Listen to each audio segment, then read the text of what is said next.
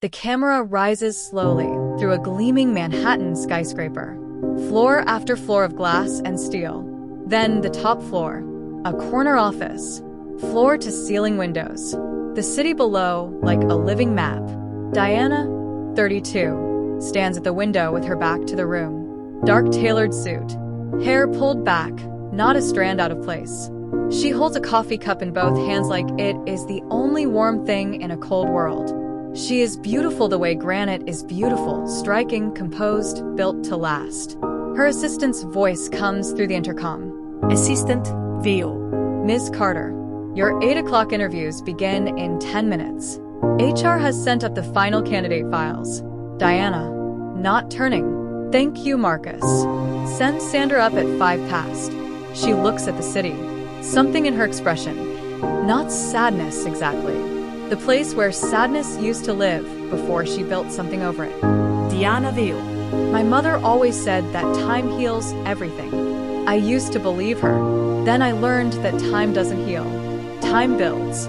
You construct something over the wound, floor by floor, year by year, until you can no longer see the ground beneath. But the ground is still there. It is always still there. I know this because 10 years after the worst day of my life, the wound walked back through my door wearing a suit and carrying a resume, and I had to decide what kind of woman I had become. Diana turns from the window, picks up the stack of candidate files from her desk, opens the top one. Her face goes completely still. We see the name on the file, Elliot James Morgan. She closes the file, opens it again. Same name.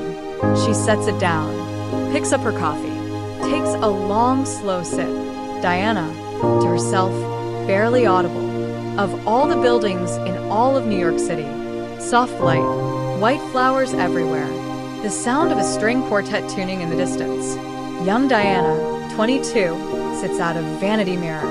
Her wedding dress is simple and perfect. Her mother, Patricia, pins the last curl. Patricia, you look exactly like I imagined you would. Young Diana, smiling at the mirror. Don't cry, Mama. You'll make me cry. Patricia, I'm not crying. I'm glowing. Young Diana, those are tears. Patricia, they are absolutely not tears. They are joy particles. Young Diana laughs, reaches up and squeezes her mother's hand. Young Diana, is he here yet? Patricia, pause, just a fraction too long. The boys are handling things. Young Diana doesn't notice the pause. 200 guests. White chairs, a cascade of flowers. Young Elliot, 24, should be at the altar. He is not. A groomsman. Derek moves quickly through the back of the room. Phone pressed to his ear. Expression tight. He ducks into a side corridor. Derek, into phone, urgent whisper. Elliot, you need to answer me right now. Pause. The guests are seated. Diana's ready. Where are you? Long pause, his face falls. What do you mean you can't do this? Patricia appears at the door. Her face has changed. Young Diana sees it in the mirror. Young Diana. Mama. Patricia crosses the room, sits beside her daughter, takes her hands, says nothing. Young Diana, petite. Very quiet. Where is he? Patricia. Baby. Young Diana. Mama. Where is he? Silence. The string quartet has stopped playing. Young Diana looks at her reflection, at the dress, at the flowers, at everything arranged perfectly for a moment that is not coming. Young Diana, petite. Barely a whisper. He's not coming. It is not a question. Patricia squeezes her hands tighter. Young Diana sits completely still. One tear. Just one. She blinks it away. Straightens her spine. Young Diana, petite. After a long silence. Tell the guests thank you for coming. Patricia, Diana, young Diana. Tell them there will be no wedding today. Pause. And Mama, please don't let anyone see me cry. Young Diana slips out through a side door, still in her wedding dress. She sits on a concrete step in an alley, alone. The sounds of 200 confused guests filtering through the wall. She pulls out her phone. One text from Elliot, sent 11 minutes ago. She opens it. On screen, Elliot's text. I'm sorry, Diana. I can't do this. I'm not ready. I'm so sorry. Please don't hate me. Young Diana reads it again, turns the phone face down on the step, looks at the alley wall, at the city beyond, at everything. Diana Veo. He sent a text, not a call, not a letter, not even the courage to stand in that room and say it to my face. A text. I sat in that alley for 40 minutes in my wedding dress, and I made a decision.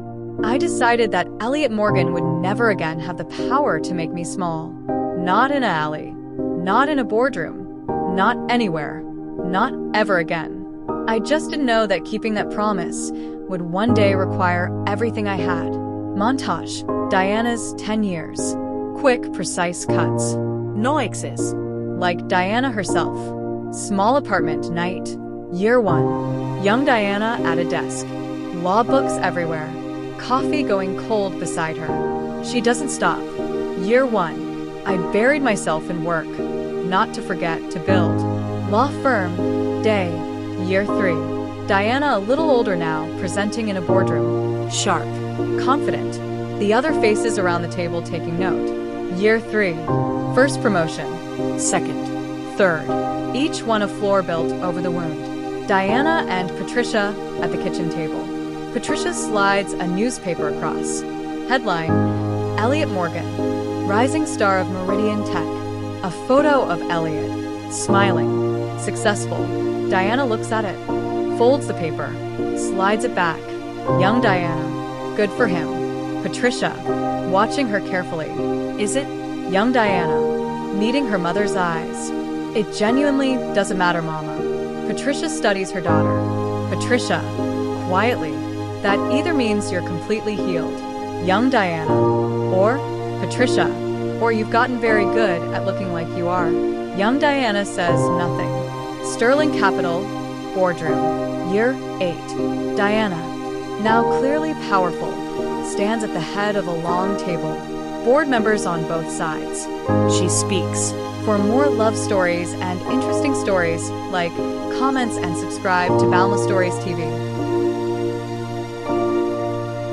They listen, every single one of them. Year 8, youngest VP in Sterling Capital's history. They said I was too young, too intense, too precise. I took that as a compliment. Sterling Capital, Diana's office. Year 10, Diana behind her corner office desk. The same view we saw in Act 1. She looks the same as now. Year 10, I stopped waiting to feel finished.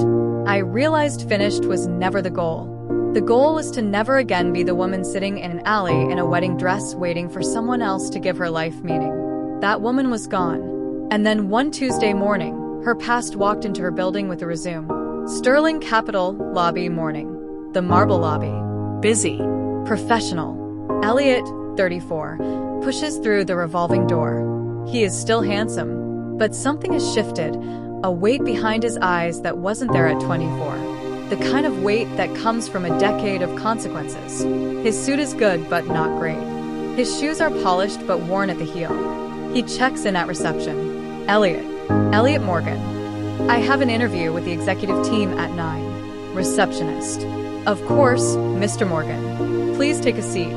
Someone will be right with you. Elliot sits, looks around the lobby, takes in the scale of it. The marble, the light, the quiet confidence of everything. He loosens his collar slightly, tightens it again. Sterling Capital, Diana's office, same time.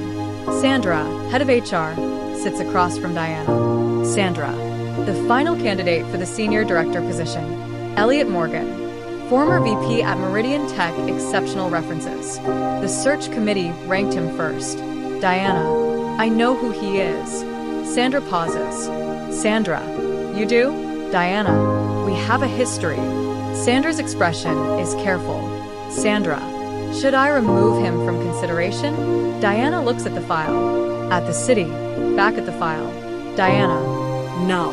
Sandra, Diana, every candidate deserves a fair interview, Sandra.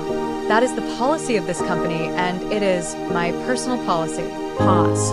Diana, Conde. Send him up at 9. Sandra, standing carefully. Are you sure? Diana, already reading the file. I'm always sure.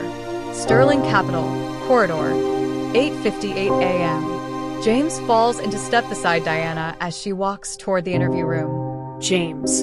You look like you're walking into a battlefield. Diana, I'm walking into an interview. James. Same face. Diana. James. James. Sandra told me. Are you okay? Diana. I'm completely fine. James. You're doing the thing where your voice gets very calm when you're not calm at all. Diana. Stopping. I am going to interview a candidate professionally and fairly and make a decision based entirely on his qualifications. That is all that is happening today. James. And if he recognizes you, long pause. Diana. He will recognize me. James. And? Diana. And we will both be professional adults. She starts walking again. James. Calling after her. Diana. You don't have to do this. Diana. Without turning. I know. Sterling Capital. Interview room. 9 a.m. A glass-walled room. Long table. 2 chairs on one side. Diana and James. 1 chair opposite. Elliot enters. Sees Diana. Stops. The door closes behind him. Silence. The entire history of 10 years sits in the room between them. Diana. Perfectly composed. Mr. Morgan. Please sit down. Elliot sits. He has not blinked. Elliot. Diana. Diana. Ms. Carter in this context, please. A beat. Elliot. Ms. Carter. Diana. Thank you for coming in. This is James Osei, Deputy Director of Operations. I'm Diana Carter, Chief Executive Officer of Sterling Capital. She says it clearly, deliberately, not cruelly, but she says every word. Elliot, absorbing it. I didn't know, the posting didn't say. Diana, shall we begin? The interview proceeds. Diana is flawless, professional, precise. Every question surgical, every answer evaluated without expression. Diana, your time at Meridian Tech. You led the Eastern expansion. 18 months and you pivoted the entire strategy. Walk me through that decision. Elliot, the original model assumed consistent market conditions. When those conditions shifted, I recognized that holding the original strategy would cost us more than rebuilding it. I made the call to pivot before the board was ready to hear it. Diana, and they resisted. Elliot, initially. Yes. Diana, how did you bring them with you? Elliot, I showed them the data. Then I showed them what the data meant. Then I showed them what it would cost to ignore it. James makes a note. Diana, you left Meridian 18 months ago. There is a gap in your employment history. What were you doing? Elliot pauses. Elliot, personal circumstances required my full attention. Diana, that's not an answer, Mr. Morgan. Elliot, meeting her eyes. No. It isn't. Pause. My father became ill. I stepped away to care for him. He passed 8 months ago. A shift in the room. Diana's expression doesn't change, but something behind it does. Diana, I'm sorry for your loss. Elliot, thank you. Silence. Diana, returning to notes. Tell me about your leadership philosophy. The interview continues. Elliot answers every question well. Better than well. James is clearly impressed, scribbling notes, nodding. Diana remains a wall of professional calm. James, what would you say is your greatest professional failure? Elliot doesn't hesitate. Elliot, prioritizing my own fear over my responsibilities to others. Early in my career, I made a decision based entirely on what I wasn't ready for rather than what I had committed to. It cost people something they deserved, and it cost me everything I deserved to lose. James writes something. Diana has gone completely still. She knows exactly what he means. He knows she knows. Diana, after a moment. Final question. Why Sterling Capital? With your background, you have options. Elliot, because Sterling Capital has a reputation for doing things the right way, for making decisions based on merit and integrity rather than convenience. Pause. I want to work somewhere that holds those values, because I spent a long time not holding them myself. And I'm done with that. Silence. Diana. Thank you, Mr. Morgan. We'll be in touch. She stands. Extends her hand. Elliot stands. shakes it. Their eyes meet for just 1 second longer than professional. Elliot, quietly, so only she can hear.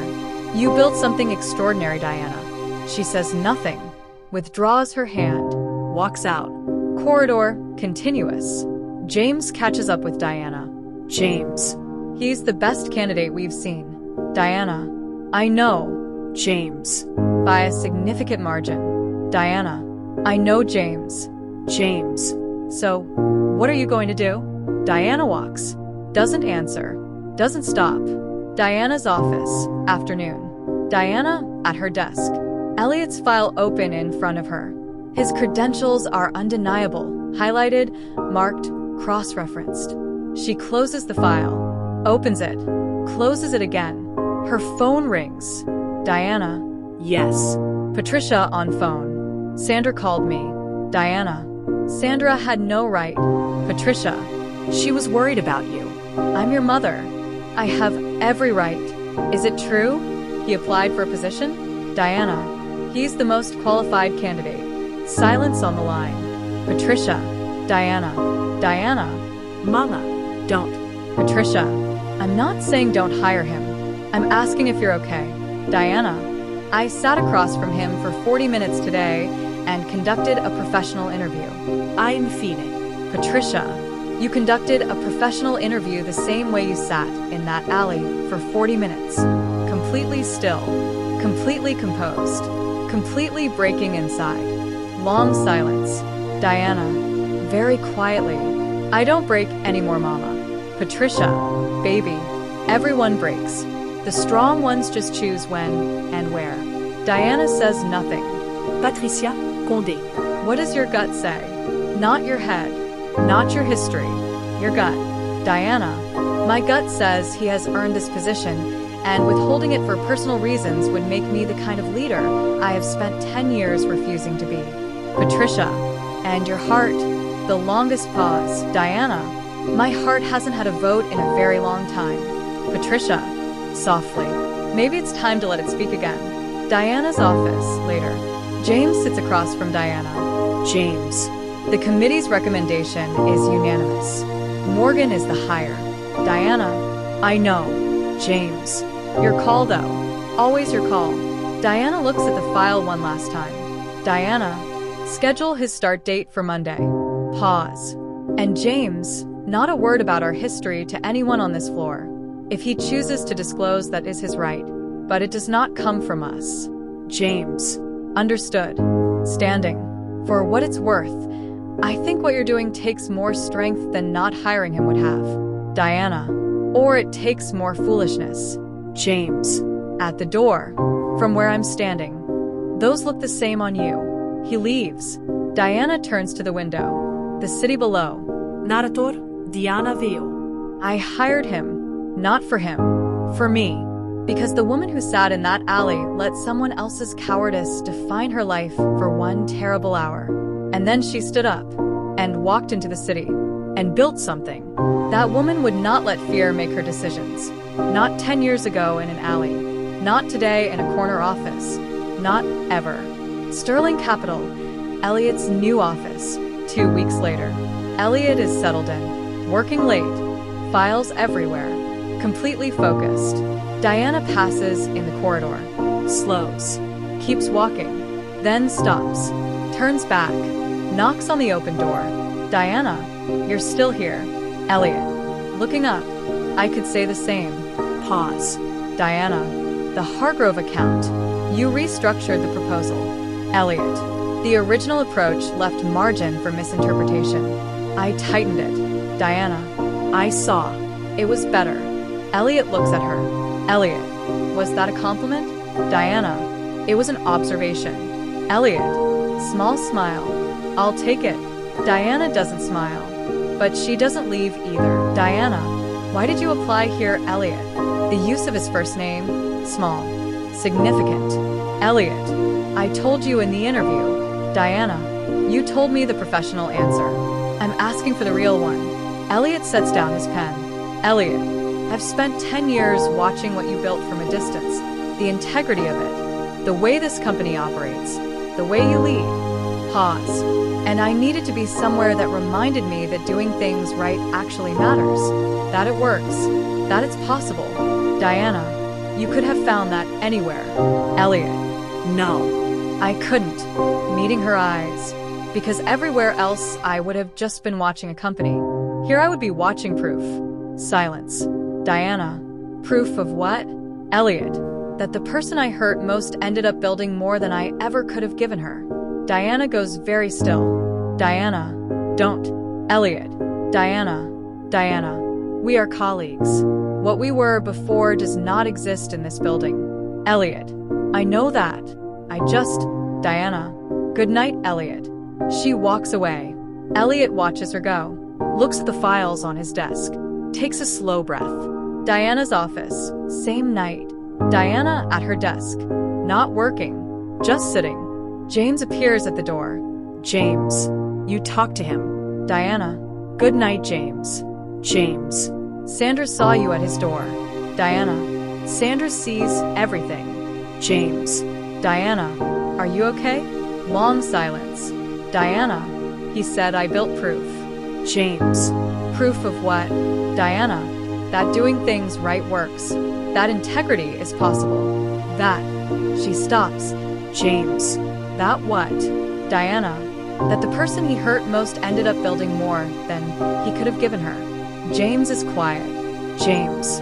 Is he wrong? Diana. Looking at the city. No. Pause. That's the problem, James. He's not wrong. Sterling Capital, Rooftop Terrace, evening. 3 weeks later. Diana stands at the rooftop railing. The city below. She comes here to think. Footsteps. Elliot. Elliot.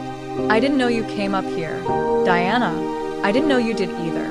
He stands at the railing a careful distance away. They look at the city. Silence for a long moment. Elliot. Diana. Can I say something? Not as a colleague. Just as. Diana. Elliot. Elliot. Please. A beat. She doesn't say no. Elliot, Condé. What I did 10 years ago was the worst thing I have ever done. To anyone. In my entire life. I have never forgiven myself for it. Not for a single day. Diana says nothing.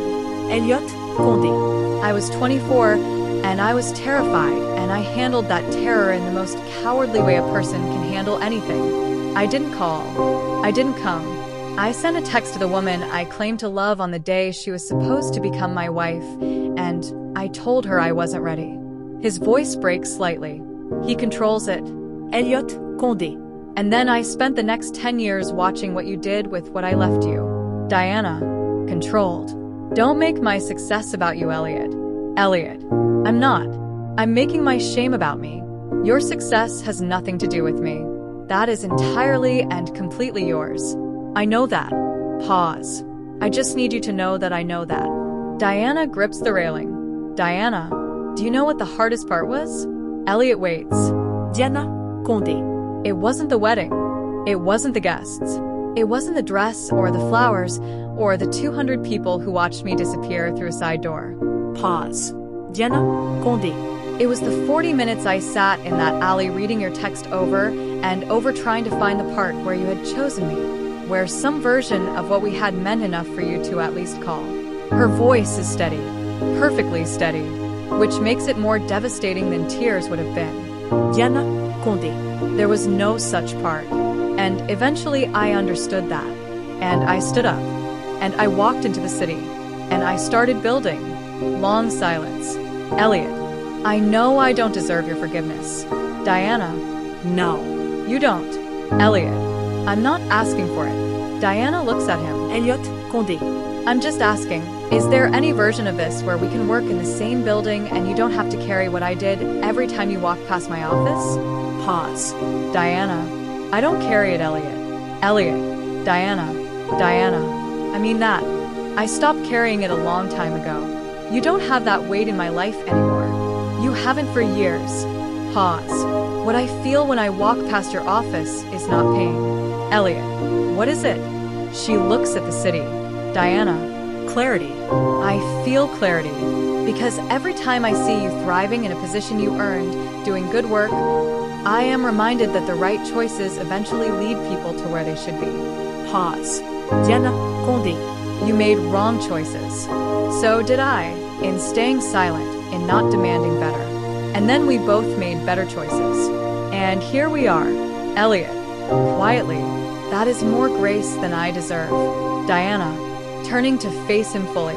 I know. She doesn't say it cruelly. She says it honestly. Diana Condé. But grace is not about what people deserve, Elliot. If it were, it wouldn't be grace.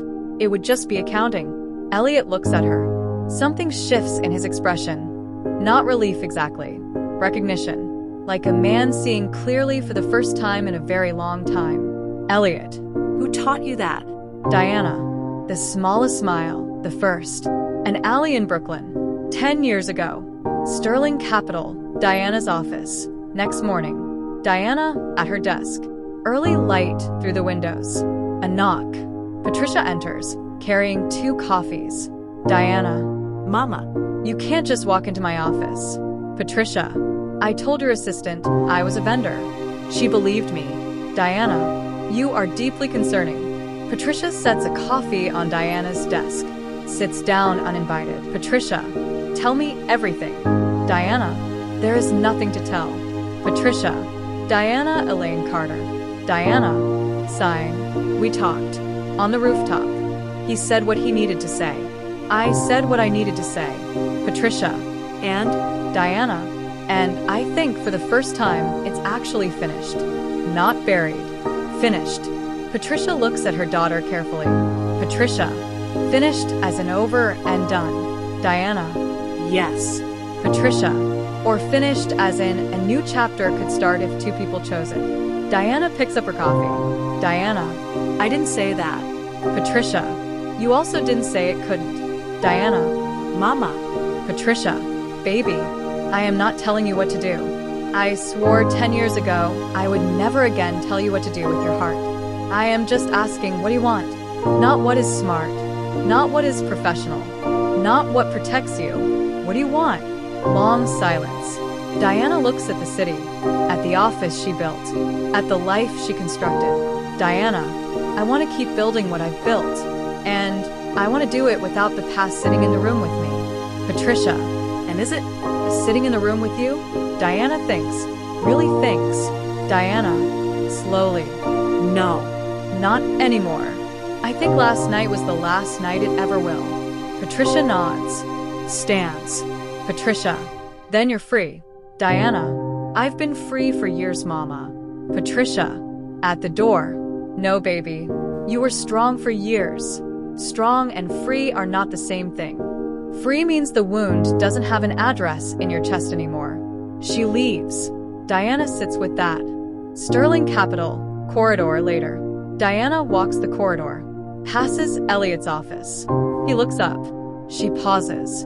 Diana, the Hargrove presentation is at 2. I want your restructured proposal included. Elliot, I'll have it ready. Diana, good. She starts to walk. Stops. Turns back. Diana Condé. Elliot. Elliot. Yes. Diana. I hire people based on merit. I keep people based on integrity. You have both. Don't make me question either. Elliot holds her gaze. Elliot. You won't. A beat. Diana nods. Walks away. This time she doesn't stop. This time it feels different. Sterling Capital. Boardroom. 2 p.m. The Hargrove presentation. Diana at the head of the table. Elliot to her left, presenting his section. He is good. Very good. Diana watches him work. No history in her expression. Just a leader watching a member of her team deliver. James catches her eye from across the table. Gives the smallest nod. She gives nothing back, but the corner of her mouth moves. Just barely. Sterling Capital. Building steps. Evening. End of day. Diana comes down the steps. Elliot is outside. Jacket over his arm. Heading the opposite direction. He sees her. Nods. Professional. Respectful. She nods back. They go their separate ways. The city moves around them. Each of them. Separate. Whole. Complete. New York City. Wide shot. Dusk. The camera rises slowly. The city at dusk. two small figures moving through it in different directions, both of them walking forward. Narrator Diana Veo. My mother said time heals everything. I used to think she was wrong. Now I think she was half right. Time doesn't heal. Time gives you the distance to understand. And understanding is what makes the choice possible. The choice to carry it or to set it down. The choice to let what broke you define you, or to let it refine you. I chose to be refined. Not because Elliot deserved my grace, but because I deserved my freedom. And freedom, real freedom, doesn't come from winning. It doesn't come from watching someone suffer for what they did to you. It doesn't come from revenge dressed up as success. It comes from the moment you realize you no longer need them to know what they cost you, because you already know what you built from the ruins. And what you built is everything. For more love stories and interesting stories, like, comments, and subscribe to Boundless Stories TV.